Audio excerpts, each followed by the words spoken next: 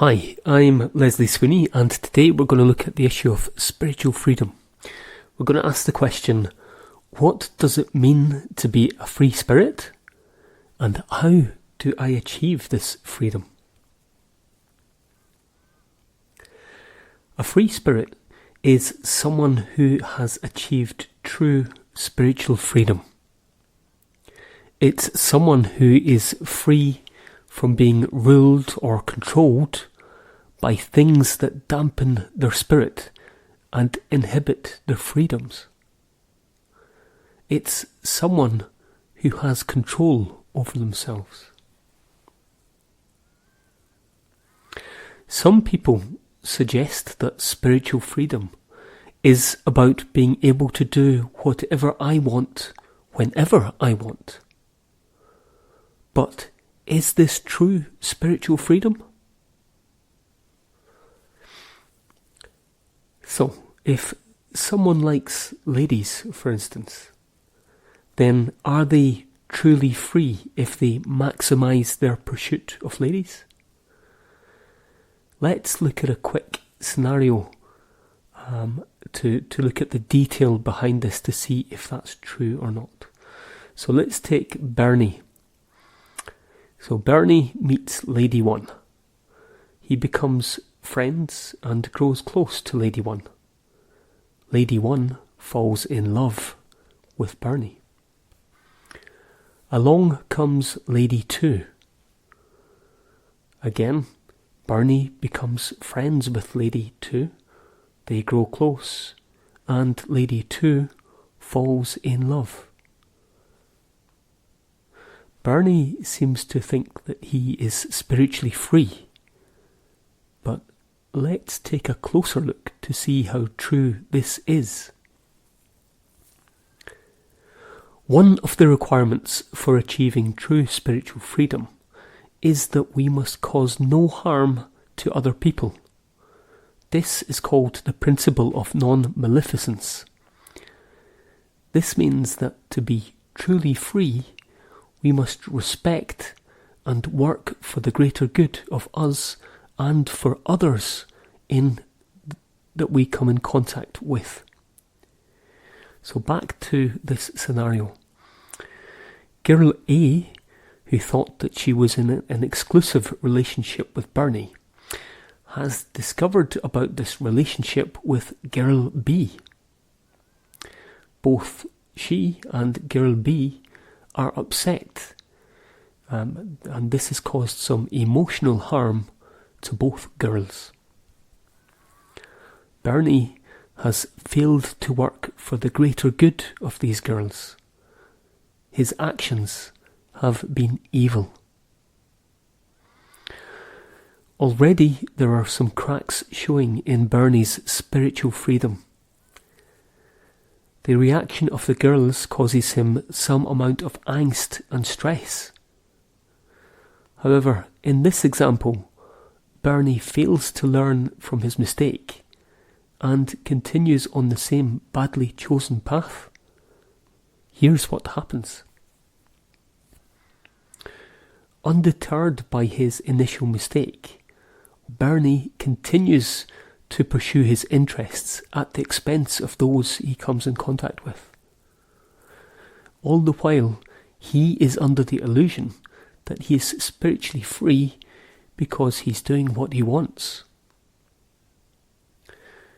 Bernie starts a company. He marries his secretary. But he continues to date other women. He gets caught. He gets divorced. He starts dating other employees, and his behaviour towards women becomes increasingly predatorial and increasingly inappropriate. The women complain. Bernie is arrested. He loses his career, his reputation, and his happiness in life. No woman wants to date him. Now, is Bernie truly free? What do you think? Most reasonable people would agree that Bernie is not free. His greed has got the better of him, and he has become a slave to his own desires. His pursuit of his own wants has caused him to lose most of what is important in life.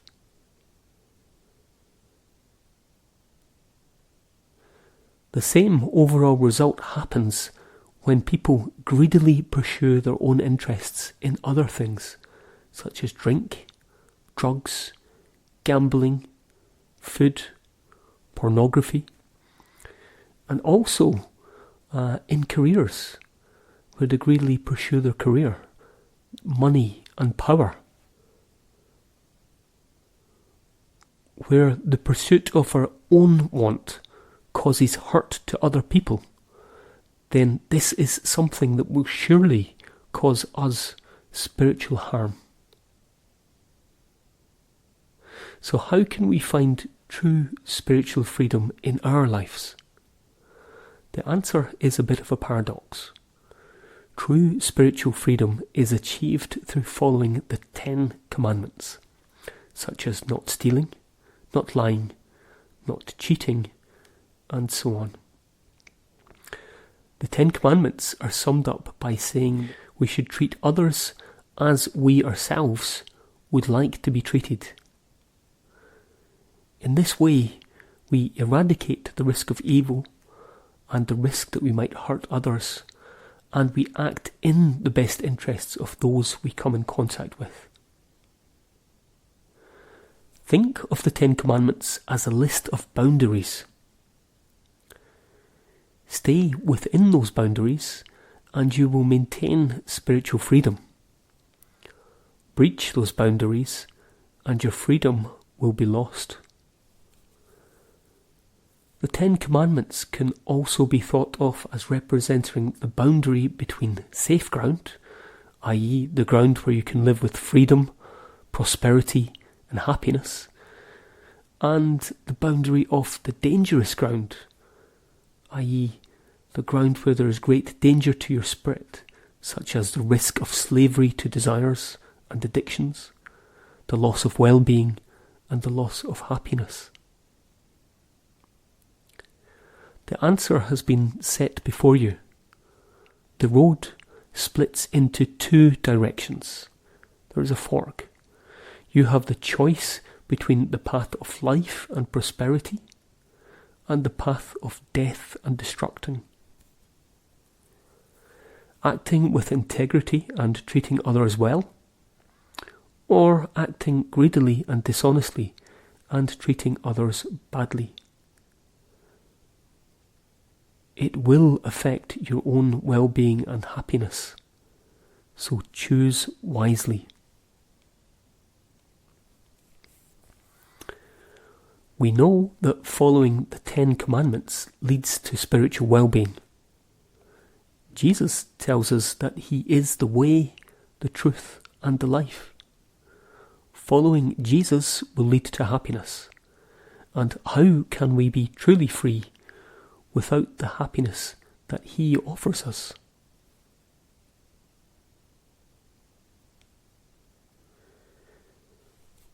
What if these boundaries, the 10 commandments, have already been breached?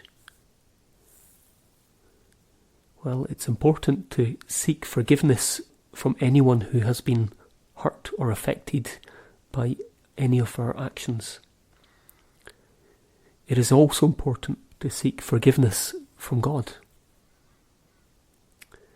In the Catholic tradition, there is a special prayer for forgiveness called the Divine Mercy Chaplet.